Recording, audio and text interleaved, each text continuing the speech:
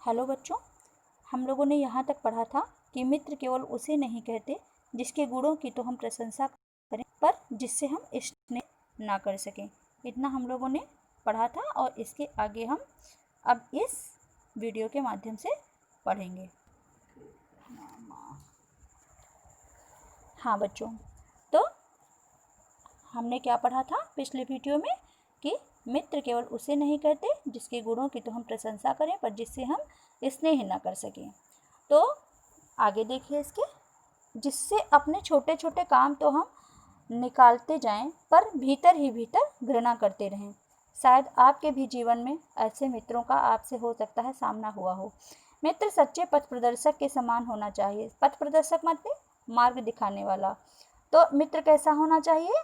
अच्छा होना चाहिए, सच्चा होना चाहिए और वह उचित मार्ग प्रशस्त करने वाला होना चाहिए। ऐसा लेखक ने इन बातों के माध्यम से हमें समझाने का प्रयास किया है।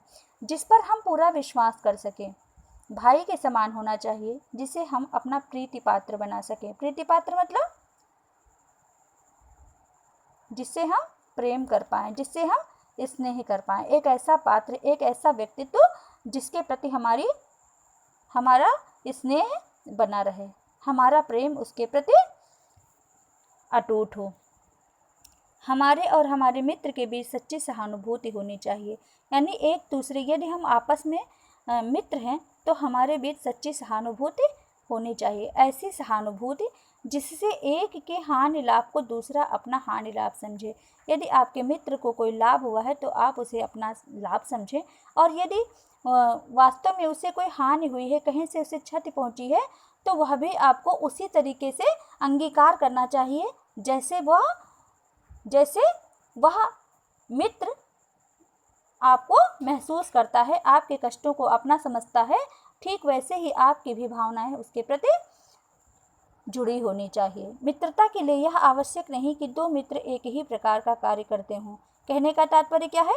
आदतों में, किसी के आदतों में यह आवश्यक नहीं कि समानता हो या एक ही रुचि हो या उसकी पसंद या नापसंद भी मिलती हो। इसी प्रकार प्रकृति और आचरण की समानता भी आवश्यक या वांछनीय नहीं है।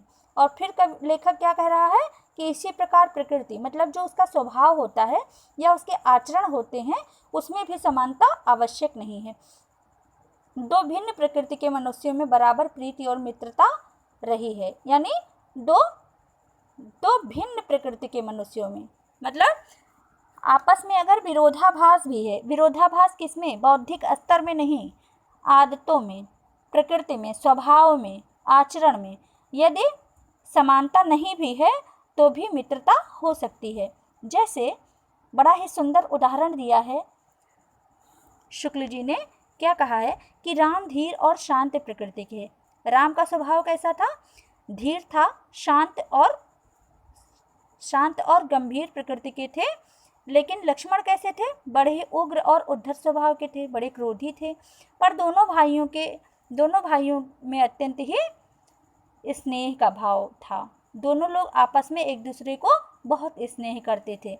आदर का भाव था, स्नेह का भाव था, अनन्य भक्ति का जो है नाता कह सकते हैं आप। अगर आपने रामायण देखा होगा तो आप लक्ष्मण की भावनाएं अवश्य ही देख पाते होंगे, और या अगर नहीं देखा है तो आप कभी अपने भविष्य में अवश्य देखिएगा।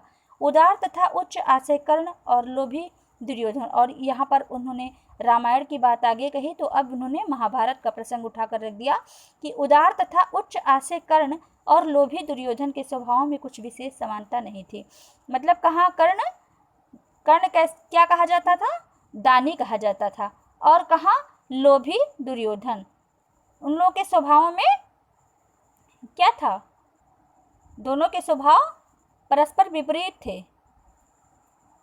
फिर भी दोनों की मित्रता खूब निभी। यानी दोनों आपस में एक अच्छे मित्र के परिचायक बने।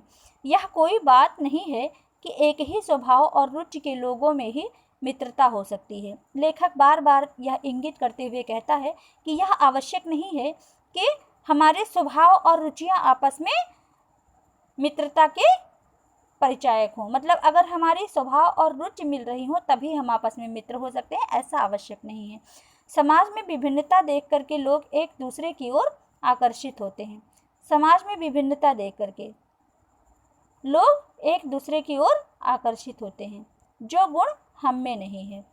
हम चाहते हैं कि कोई ऐसा मित्र मिले जिसमें वो गुण हो। कहने का तात्पर्य क्या है? जो हमारे अंदर गुण नहीं है वह हम अपने मित्र में महसूस करना चाहते हैं, क्योंकि हम किसको देख करके आकर्षित होते हैं?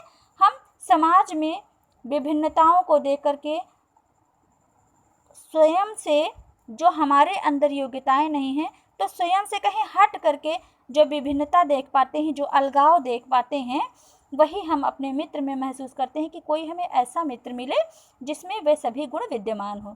चिंताशील मनुष्य प्रफुल्लित चित्त का साथ ढूंढता है, और जो मनुष्य बहुत चिंतन वाला है, बहुत चिंताशील रहता है, ऐसा मनुष्य किसे ढूंढता है?